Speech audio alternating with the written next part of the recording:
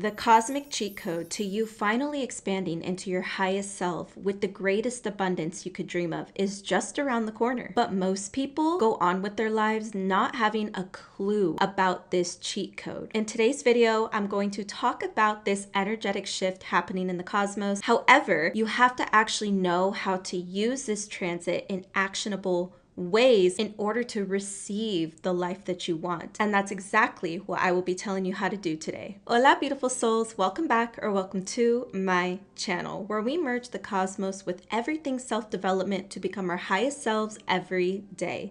If that sounds like something you're interested in, don't forget to like, subscribe, and hit the bell. That way you don't miss future videos like this one. You can also follow me on other social media platforms for additional content, and access the link in my description for my birth chart readings and my free astrology cheat sheet, which makes astrology so much more digestible for you. On June 9th, 2025, we have Jupiter moving out of Gemini and into Cancer. But why is Jupiter in Cancer so important?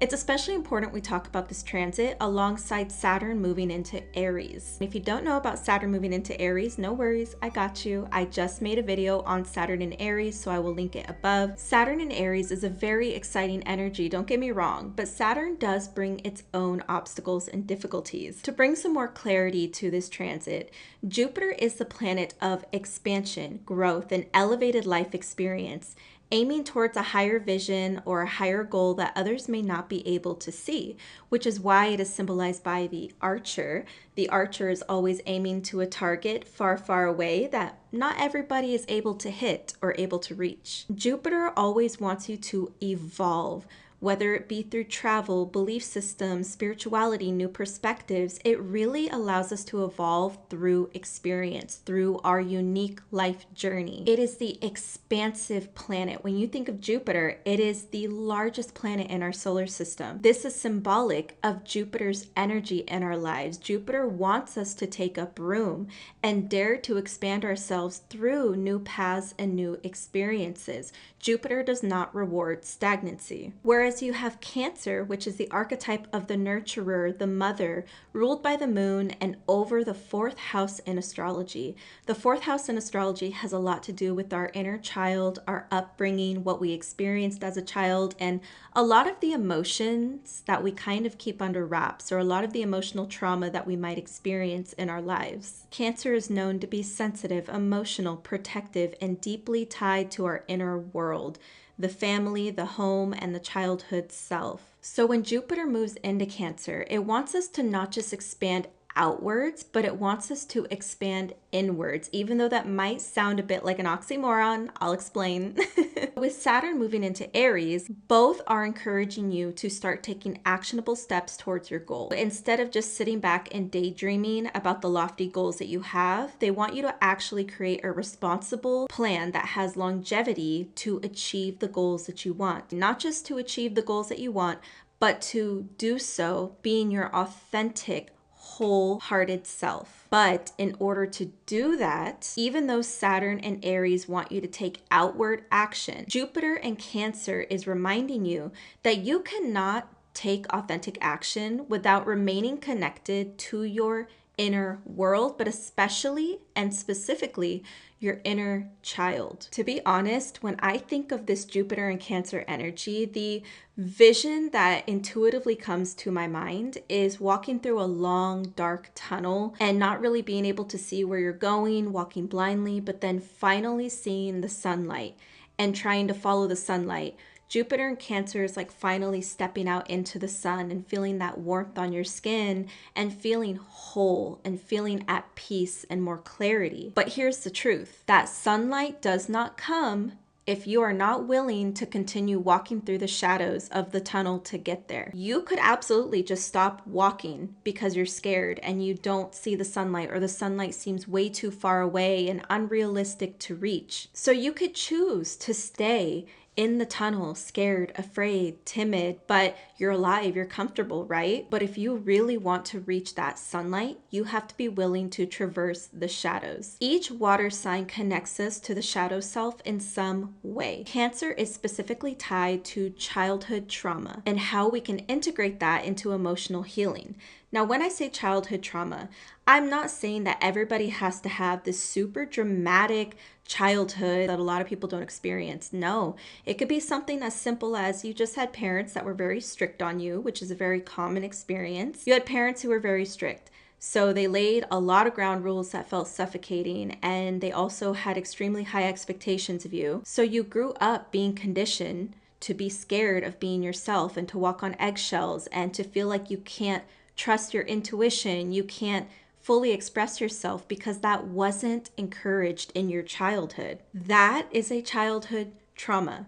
Trauma sounds so dramatic, but I'm basically just referring to the things that were conditioned in you from childhood, from your foundational start in life, and how you developed through that foundation and then became an adult. Most of us have some type of difficulty within ourselves that comes from our childhood, simply because even if our parents loved us and they were doing the best that they could, a lot of times they don't know how to love us specifically or how to encourage our unique traits as a person. They just do what they think is best and what they think is best for you a lot of the times, which is born from a place of love. But it often creates a lot of individuals that grow up to have some level of self-doubt or obstacles within themselves that don't allow them to be fully themselves or to have full confidence. So the key here with Jupiter and Cancer energy is to reconnect to our sense of inner home. What makes us feel at home? What makes us feel at ease? How do we connect and relate to our inner child? If you have been rejecting that inner child, then it doesn't matter how you try to productively use Saturn and Aries to create your long-term goals and bring them into reality. It won't matter, because if you continue to reject your shadows, in this case specifically your inner child, you will never be able to live fully raw and authentic the way Aries energy encourages you to. You also will never be magnetic because you are unable to tap into one of the rawest parts of yourself and the part of yourself that exists a lot of times in your subconscious and creates negative patterns you may not even be aware of. Speaking of the inner child theme, inner child is also an even larger theme here because of Aries. Aries is the first sign of the zodiac. It's the youngest sign of the zodiac because of that. It represents our toddler years, our first steps in the world, and that is related to the first house in astrology. Now we have Cancer becoming a prominent energy with Jupiter moving into Cancer, and Cancer is again connected to the fourth house in astrology, which tells us a lot about the home, the inner child, and how the upbringing, how the home life as a child affected us emotionally and developed us in the long term. This may sound really heavy, but I want to mention that Jupiter is exalted in Cancer. And when a planet is exalted in a sign, it means that it is amplified positively. It is so powerfully and positively supported by that specific sign. Jupiter loves being in Cancer, so it is going to thrive here and really express itself with ease and abundance as long as we know how to tap into it. Now let's talk a bit about the fact that Jupiter will be squaring Saturn and Neptune in Aries. Like I said, Jupiter in Cancer strikes me as a very abundant, positive energy. However, we cannot properly harness a transit for our benefit if we aren't aware of the potential challenges that may come with it and the things we may be facing.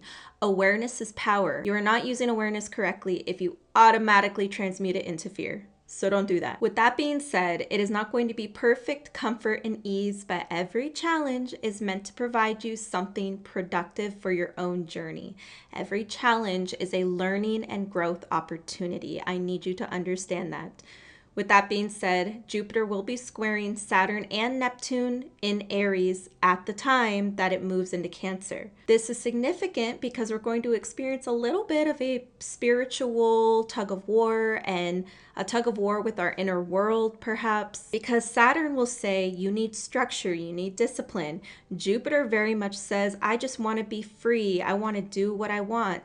Neptune tells us, let's dream and transcend. Jupiter says, How do we indulge in these dreams here and now? When we have planets squaring each other, it basically means that those planets are at a standoff.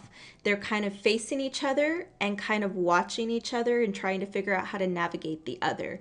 It is not a bad thing, but it is a bit of a challenging thing because the planets are trying to reach a compromise. That is why you may feel a bit of a tug of war between these opposing energies that are happening between the three planets. So these squares may test your boundaries, your emotional resilience, and your ability to tell what's real from what's not. You might think you want a certain thing, and it's not actually what you want. You may mistake a certain opportunity for what it isn't.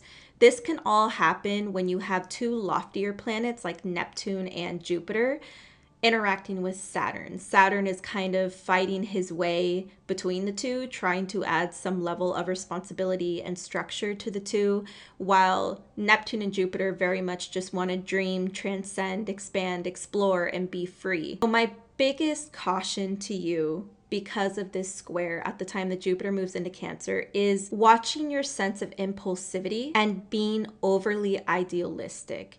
It is very much possible that you may over idealize something that you feel inspired about, which that inspiration is awesome, and that's definitely fuel for something productive to happen, but you don't want to be impulsive. Saturn does not like impulsivity, and Saturn is the disciplinarian planet of astrology. So if you go against him, he might just whip you back into shape. If you feel a push of inspiration, you absolutely should act upon it. But like I said in the Saturn and Aries video, start with micro habits in your daily life, with micro goals in your daily life that compound into something bigger over time, because Saturn is all about longevity and the long haul. It's not about quick gratification. What I can recommend that you do is that maybe at this time you start implementing plans to expand yourself by taking yourself out of the monotonous daily routine.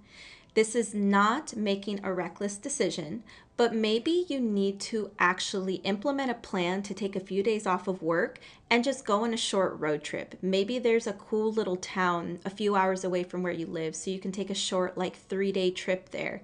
Go there, get some new inspiration, reinvigorate that Jupiter energy into your life, because Jupiter really teaches us how to harvest inspiration from the world, how to garner our creativity, and how to also expand our knowledge. Jupiter is a big knowledge-hungry planet. It wants us to satiate this expansive curiosity, whereas Saturn can be quite rigid and a little bit too stuck in routine.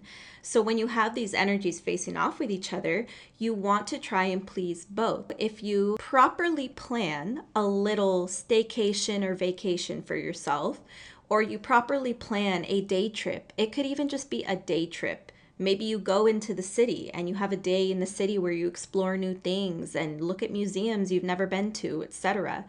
Maybe you go into nature and go to hike a new mountain, a new forest, a new park that you've never been to before. Whatever it may be, these are things that you can plan for, that you can plan to do, and you can also implement them in small ways daily that doesn't offend Saturn, but also pleases the Jupiter energy and satiates that need for exploration, as well as Neptune's need for feeling very fantasy-like and dreamy and mystical. The key lesson here is don't shy away from expanding your emotional world and doing things that nourish and develop your emotional world in positive ways, but root them in reality. Do not over-idealize, do not over-romanticize, do not let the rose-colored lens fool you. Do them in realistic ways that don't completely take you away from structure. Now we'll talk about the 4 empowering tips to actually use this energy daily and positively. Number 1, create some emotional rituals that are able to anchor you daily. Whether it's journaling, cooking a family recipe, walking by some water on a nature trail, whatever it is, Find a daily emotional check-in ritual that's able to ground you and anchor you back in reality. Jupiter in Cancer is big on expansion through emotional safety, but because again we have that Saturn energy present and we also have Neptune present, we want to make sure that we are doing things that keep us grounded, but also don't keep us stagnant. So actually doing physical activities that maybe inspire your creativity, nourish your heart, nourish your soul, or even expand your spiritual world. Something I've been doing is walking a lot. I think I mentioned that in the Saturn and Aries video. And this is something that has been helping me a lot emotionally to ground myself. I have felt so much more clear-headed, so much more energized, so much more ready for the day. And Saturn is happy to hear that.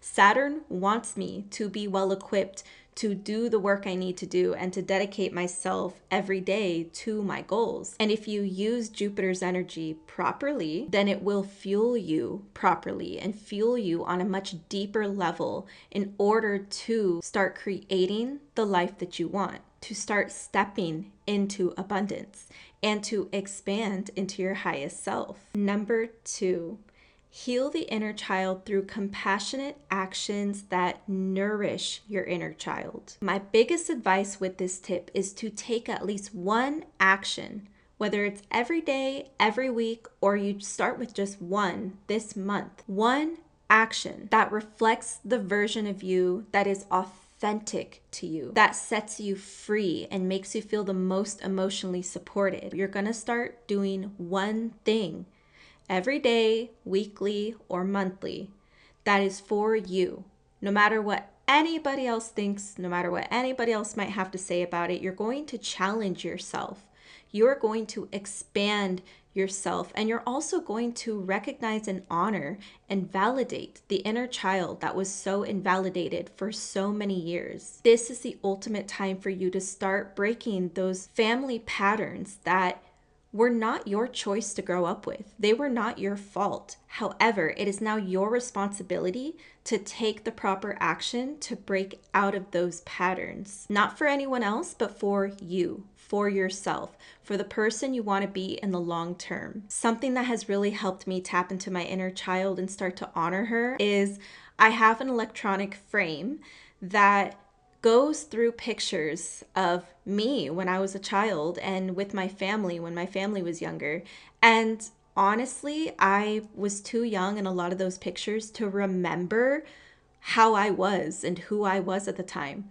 But when I see those pictures, I'm like, wow, I can really tell what my personality was like before I became jaded, before I started to let the world morph me into what they think I should be. And it gave me a new heightened level of inspiration to get back in touch with her, validate her, and honor her, because I can tell through the pictures she was so vibrant and so powerful and really confident. So I've started to ask myself consciously, I've started to practice the pattern of asking myself, does this feel like I'm betraying myself? Does this feel like I'm betraying my inner child? How does this feel to my inner child? And if the answer is it feels like I'm betraying that part of myself, which is my foundational self, my inner child, the foundation of my entire existence, it's a no. Another practice I think would be very fun to do at this time is to write a letter to your inner child. Tell your inner child about the things that you wish you could go back and tell them so they wouldn't grow up with the certain mentality that you have. And what this is going to do is really purge those deeper, more deep-rooted subconscious beliefs that you may have developed through childhood. It's going to start bringing some of those to the surface and purging them on paper. And it is perfectly normal to cry during this type of practice because you're bringing up a lot of things that we don't realize we have suppressed. But it is going to be so powerful to shift your energy not only into a more authentic state, but into a more magnetic state for abundance in the future. Number 3, learn something new or take on a new activity that indulges your spirit. Another thing I'm going to caution you about when it comes to Jupiter energy being present is expanding in too many directions at once. Jupiter is the modern ruler of Sagittarius. Sagittarius is known for sporadic energy and having a hard time focusing the energy. So when Jupiter is in the mix, this can also be the case, especially because Jupiter is known as the insatiable planet. There can be a level of greed associated with Jupiter if we're not careful. So be careful of having an insatiable spirit where you don't know where to focus your energy. So you just start doing a whole bunch of things at once and you're like, you get too lofty and too overly idealistic and your eyes become bigger than your stomach. And now you have discouraged yourself from moving forward in any productive way because it all feels like way too much. When it comes to nurturing your inner world and your inner child, which again is a huge theme for this transit, my biggest advice is to pick one part of your inner child that you want to start nourishing and nurture that. So say you realize as a kid that you loved painting. You would spend hours and hours painting as a kid.